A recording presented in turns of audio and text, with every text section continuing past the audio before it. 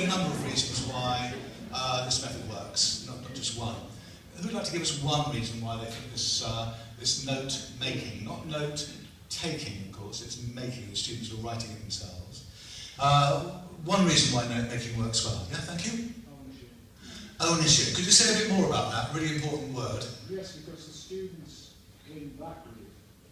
They've written the notes themselves, even though there may be errors, they know there's errors. Whereas the students here, they're not really that interested because it's a language that is possibly both of them. Right, yeah. So there's, but this group has a sense of ownership that you've written it yourself, in your own words, of course, as well. It's a bit loud, actually. I don't know. Can you hear reasonably well at the back? You can, okay.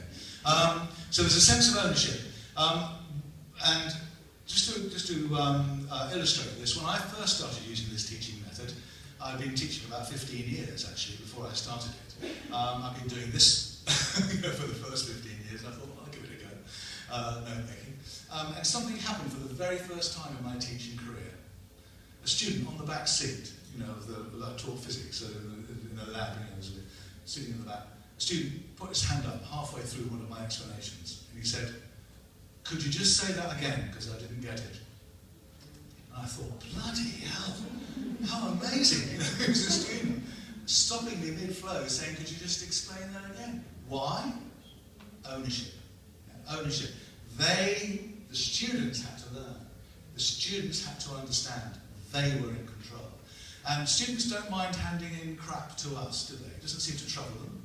Yeah? But if they write a note and they give it to another student, that's a different matter. Yeah? They don't want to give absolute rubbish over to another student who's going to laugh at them or whatever. So there's peer pressure being used in a very constructive way.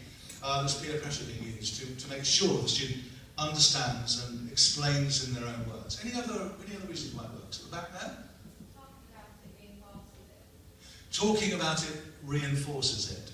So the students will talk about, what have you written under this, what have you written under that. I will talk as a teacher, what have you written under this, what have you written. So there's a repetition process. And of course, what are we repeating? The most important bits of not the sideline sort of, less important stuff, but the really key conceptual issues are being gone over and gone over and gone over. Any other reason why it works? You're still getting the expert input through the review process where they feed back to each other, but you as teacher have oversight of that, so that hopefully they're not developing misconceptions. Right, absolutely. So there is still the expert sort of feed, as it were, from me, but I'm correcting misconceptions, or actually very often misconceptions will be corrected at the peer review stage, where the students look at each other's work and one says to another, "Well, you haven't mentioned so-and-so."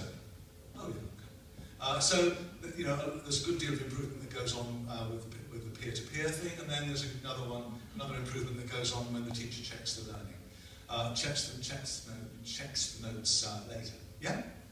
Even this side of the at ease and comfortable. Right. Language of the other. Right. They're writing it in their own language, aren't they? It makes your toes curl. You won't like it so much, but they feel completely at ease with the way they describe it. So in physics, they wouldn't say things like, "As there is no friction, the principle of conservation of energy is retained," or something like that. They'll say, "Nothing's rubbing the thing and holding it back." They'll say things like that. And as a physics teacher, you think, "Oh God, why can't they use the right terms?" But the thing is, once they've explained something in their language, then they can learn the proper language, and you can encourage them later to begin to use the terminology correctly, or the vocationally specific language correctly, and so on. Okay, so that's there's a number of other advantages, I think, of note-making. One of the major things that we notice of note-making is that it does something that actually nearly all of the high-quality teaching methods do. There's a challenging task, write a summary of what you've just been taught for the last 5 or 10 minutes. That's a challenging thing to do, to put that into your own words. So there's a challenging task, which is obviously in line with the purpose of the lesson, should be, and that forces the student into forming an understanding. Understandings are in the form of interconnected brain cells. Everything we learn, we encode in our brains in the form of interconnected brain cells. And so I've tried to show these black ones here are what the student already knew when they walked in. The red ones here are learning which the student has done in that lesson. That's the new learning, as it were. But the trouble is we can't see that. And there's a bigger trouble. They did it. There'll be mistakes, there'll be errors, there'll be misconceptions. Yeah? And so what we do is we get them to express this understanding in their own words, and so this becomes like a window into their head. We can see how they've conceptualised the topic.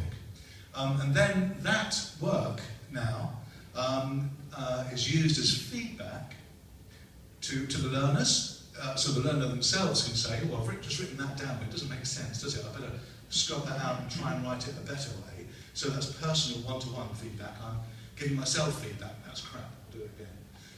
Peer feedback. The student says you got that wrong. You've got to add so-and-so. Yeah, so that's another bit of feedback. But also the teacher gets feedback. If I say, what did you say about the second subheading here, and I get a load of rubbish back, I know I've got to reteach that. I've got to explain it better because they haven't got it yet. So I've got this little window into their understanding by virtue of getting them to express the understanding. And then, absolutely crucially, I've got to use that as a means of improving the understanding. Of course, when students are improving their notes, they are also improving their understanding, aren't they? They're realising, oh yes, I forgot about that. So that point is made cerebrally in their brain, but it's also made on paper. And more important, it's made in their brain than on paper, really. Okay, so that's note making, and that's why it works. In fact, we go around that cycle twice, that improvement cycle, once with the peer review and once with the teacher review of the notes that were written there.